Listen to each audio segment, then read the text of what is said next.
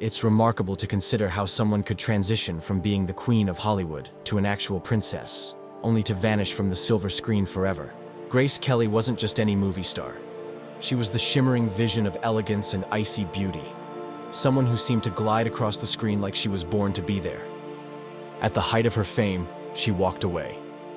There was no farewell film and no dramatic goodbye, just a quiet exit that stunned Hollywood and left millions in disbelief.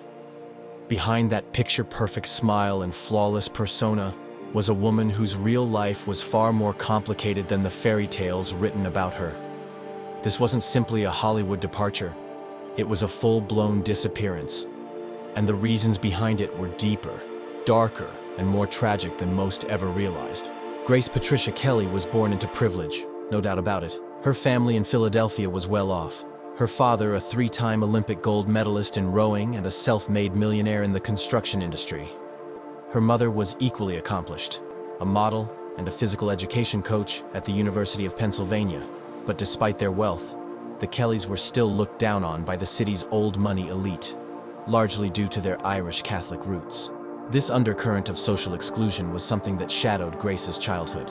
She might have grown up in luxury, but she never quite felt like she belonged. In that already competitive household, Grace stood out, and not in a way her parents approved of. While the rest of her family was athletic and outgoing, Grace was delicate, introverted, and frequently ill with asthma and sinus problems. She didn't share her father's gusto or her siblings' drive for competition. Instead, she turned inward. She found solace in imagination, in dressing up and pretending, slowly cultivating the grace and poise that would one day become her trademark. But back then, all it earned her was indifference from her parents. In one telling story, her sister once locked her in a cupboard, and rather than scream or cry, Grace sat quietly for hours, playing with her dolls in the dark. It wasn't just a lack of warmth, there was active disapproval too, especially when she declared she wanted to act. Her father in particular was scandalized by the idea.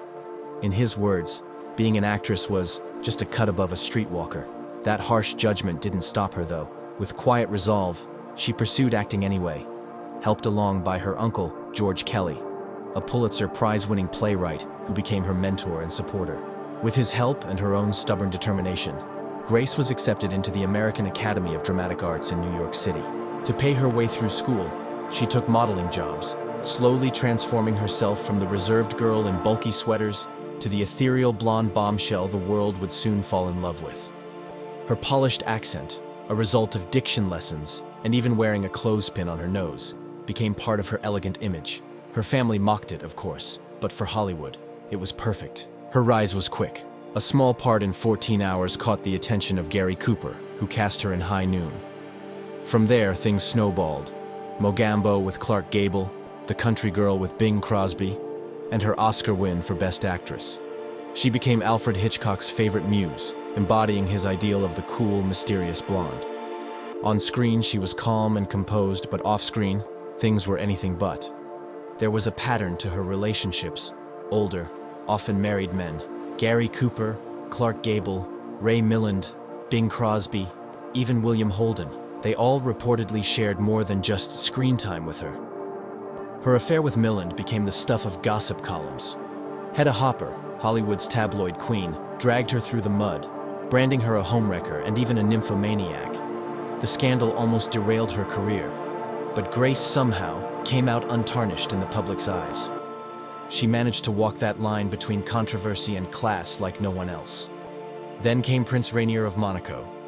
They met in 1955 during the Cannes Film Festival, and it was a moment straight out of a romantic movie. Olivia de Havilland had introduced them, thinking Grace's reserved elegance would be a good match for the bachelor prince. Their connection was instant, and their secret correspondence soon turned into a whirlwind romance. Within a year, Rainier visited her family in Philadelphia for Christmas, and before the holiday ended, he proposed. The fairy tale image was irresistible to the public, America's sweetheart becoming an actual princess. But the truth behind it was far more transactional. Monaco was a struggling principality in need of international attention and economic revival. Rainier knew that marrying a glamorous Hollywood star would bring in the press, tourism, and most importantly, cash. Grace, for her part, was being asked to give up more than anyone realized. She had to renounce her US citizenship, leave behind her career, her friends, and her independence. And, in an unsettling requirement, she had to undergo a fertility test to prove she could produce heirs. Monaco had a treaty with France that said if the royal family didn't continue, the principality would be absorbed back into France. Her family was hesitant.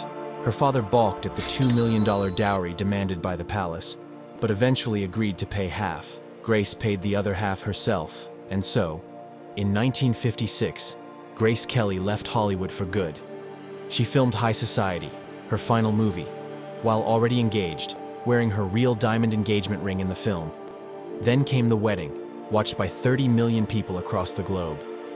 It should have been the beginning of her happily ever after, but it quickly became clear that the role of Princess of Monaco wasn't the one she'd dreamed of. Behind palace walls, Grace felt trapped.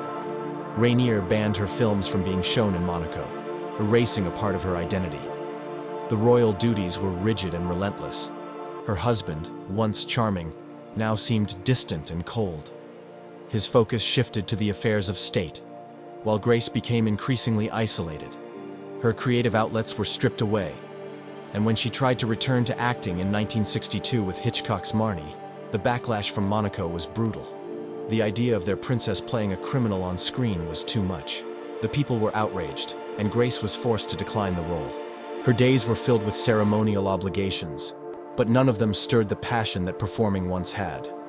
Letters to close friends hinted at a quiet desperation and longing for the stage.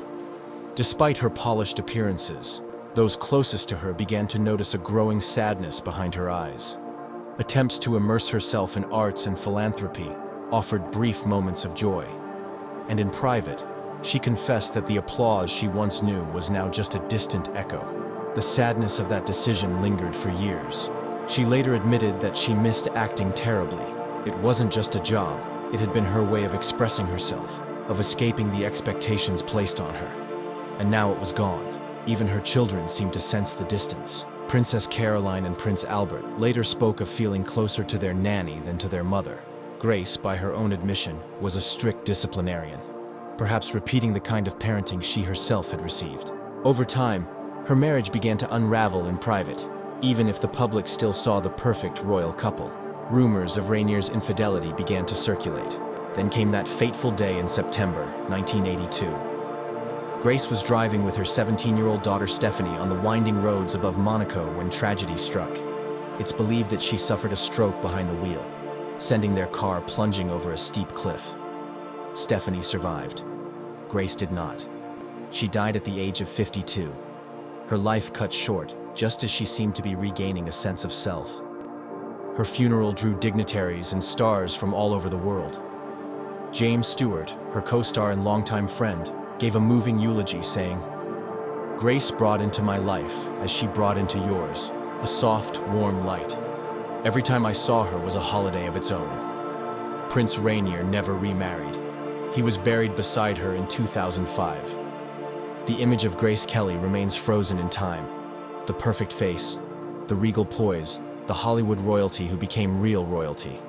But behind that image was a woman who gave up everything for love, for duty, and for a promise that the world convinced her would make her happy. What vanished from Hollywood wasn't just a star.